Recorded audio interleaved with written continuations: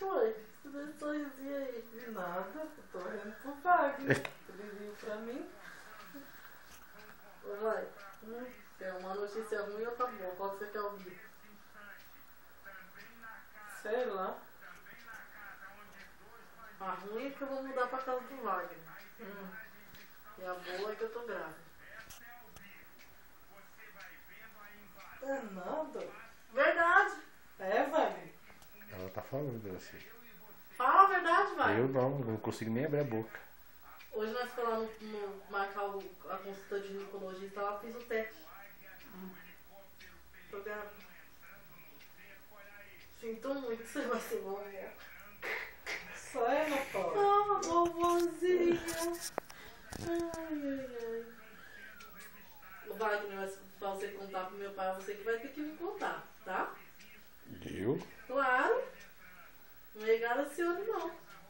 Na hora de fazer, você gostou, né? E na hora de falar pro meu pai? Sério, pô. Você acha que eu vou falar? Ela fica lá, eu vou, fica da Xuxa quando ela assim. Você acha que eu vou falar? Vou nada. Vai ficar do meu lado. Não, eu vou. Hã? Eu vou. Ficar do meu lado. Não vai? Ou vai deixar apanhar sozinho? Deixa você apanhar sozinho. Ó, mãe, ó. Olha. Ó. Põe a mão pra você ver. Tá bom. Põe a mão. Mulher, põe a mão aqui, ó. É verdade. Tô vendo nada aí. Eu achei que eu tô brincando, amor. Aí. Ó o tamanho. Eu acho que eu tô de um mês ainda. Tô me enganando. Tô me enganando. Tô enganando ela, amor? Então você. Sabe quando você vai saber?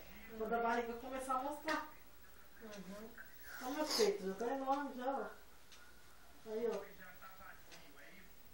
Já tá grande já.